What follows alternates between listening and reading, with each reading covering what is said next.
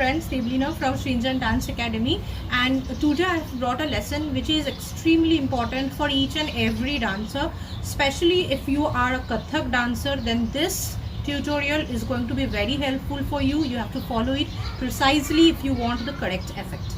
Now, looking at the ghungru kept in front of me, you can understand that today's lesson is based on how to tie a ghungru. Since the ghungru work as a percussion instruments for us, and what we do as Kathak dancers is whatever we listen, the bowl of the tabla or the pakhavaj, we try to produce the same sound with our ghungru. So this proper sound can only be produced when you tie your ghungru properly. Just have a look how to do it. But before you tie your ghungru, please remember that we should give it its due respect. It's a blessing for us. It's very important that you just a small prayer you have to do for your ghungru and give it its due respect. Then only you start tying it. The first thing that you should do is use the cotton thread. Okay, there are three parts in a ghungru: the cotton thread, then the metal balls and the bells inside. Take a proper measurement, tie this around your toes, make it tight enough. Okay, then wind this around your ankle. Now when you do this, remember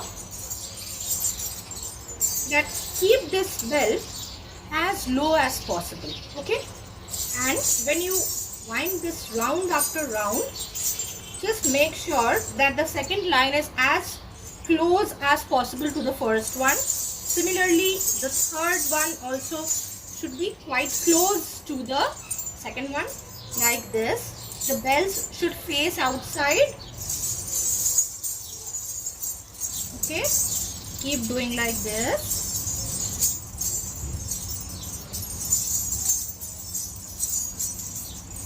See, make sure that your bells are facing outside, and also the metal balls should be independent of each other. Okay, like this. Take your time, don't do things in a hurry, because if you do not tie your ghungru properly, then the correct sound won't be produced. And I told you keep it as low as possible, because if you take it up, what happens is that when you hit the floor, due to gravity and due to the pressure, it automatically goes down. And if you tie it up, when you hit the ground, it will go down and it will become very loose. So keep it as low as possible. And now that this part is done, take this rope,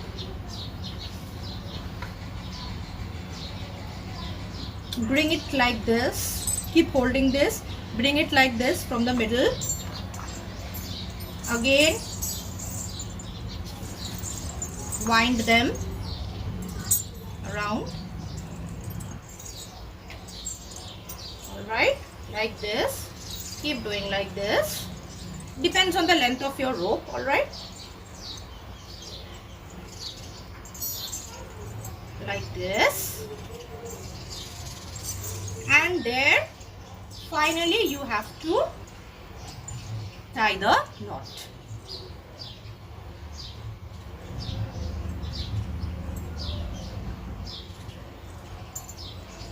Make sure this is tight enough to produce the correct sound.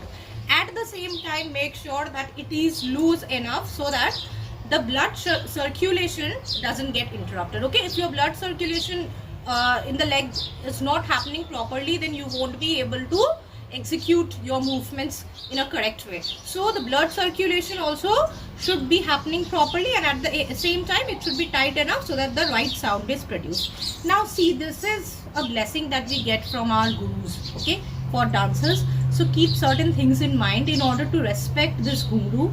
There are two things that are forbidden. We do not do them after we tie our ghungru. One is that you don't go to the loo. Don't use the washroom once the ghungru is tied. Secondly, do not wear your footwear. Okay, This is very important for us as dancers, and if we don't pay the respect that our ghungroo deserves, then probably we won't be able to produce whatever we want to do in front of the audience. We won't be able to achieve the effect that we want to happen through our ghungroos. So give it due respect, keep it properly inside a box always when you wear it, and after the use is over, always pay due respect, make a prayer, and then only keep your ghungroo properly in a box. Thank you so much for watching this video. Hopefully you will follow this and get the correct effect, the correct sound that a dancer, a Kathak dancer especially, requires. Thank you so much for watching the video.